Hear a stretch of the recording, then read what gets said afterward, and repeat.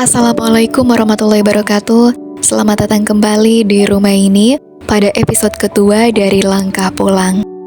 Pada episode sebelumnya kita bicara tentang lelah yang gak bisa diucap. Dan hari ini kita mau bicara soal sesuatu yang lebih dalam. Iya, sesuatu yang lebih lama tinggal di hati. Yaitu kita bicara tentang luka yang masih basah. Teman-teman, pernah gak kamu tiba-tiba ingat sesuatu momen yang rasanya pengen banget kamu lupain? Satu ucapan yang sampai sekarang masih bikin kamu merasa gak cukup, atau satu kehilangan yang gak bisa kamu peluk lagi sampai hari ini. Luka itu datangnya bisa dari mana aja ternyata ya. Dari siapa aja, bahkan kadang dari orang terdekat, atau malah dari diri sendiri. Dan gak semua luka itu kelihatan. Ada yang senyum di luar, tapi hatinya bolong di dalam.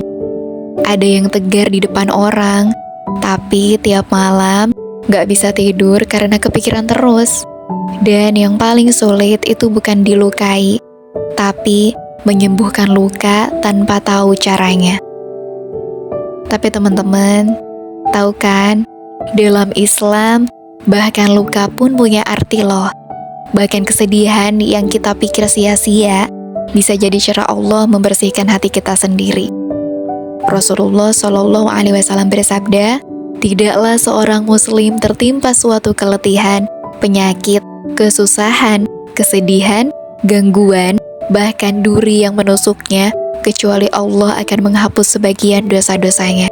Hadis Bukhari dan Muslim. Jadi, kalau hari ini kamu masih memeluk luka itu, jangan merasa kamu tertinggal. Jangan merasa kamu lemah.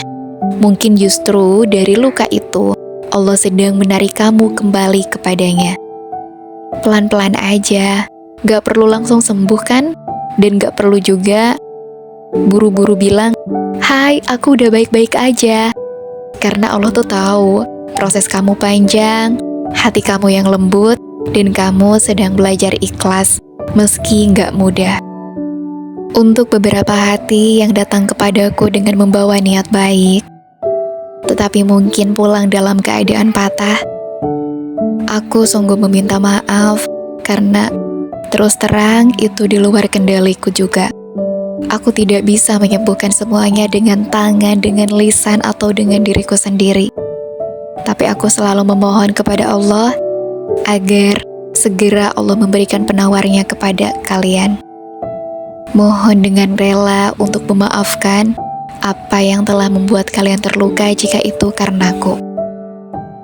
Dan hari ini, kalau kamu masih merasakan perihnya, peluklah dirimu seperti sahabat yang sedang terluka. Dan ingat ya, Allah itu tidak akan membiarkan luka kamu sia-sia. Akan ada waktunya kamu melihat ke belakang dan kamu bersyukur karena kamu memilih bertahan. Terima kasih untuk setiap niat baiknya. Terima kasih untuk setiap pertahanan yang coba kalian kerahkan. Aku yakin Allah akan menjadi penolong yang paling handal dalam tiap jalan hidup yang bahkan kita sendiri nggak tahu harus mulai sembuh dari arah yang mana. Tetap semangat, insya Allah akan ada kabar gembira, akan ada kabar bahagia dari Allah untuk setiap hati yang memilih tenang, memilih bersabar, dan memilih ikhlas serta menerima dan ridho terhadap takdirnya. Wassalamualaikum warahmatullahi wabarakatuh. Jangan lupa ya, sampai jumpa di episode Langkah Pulang selanjutnya.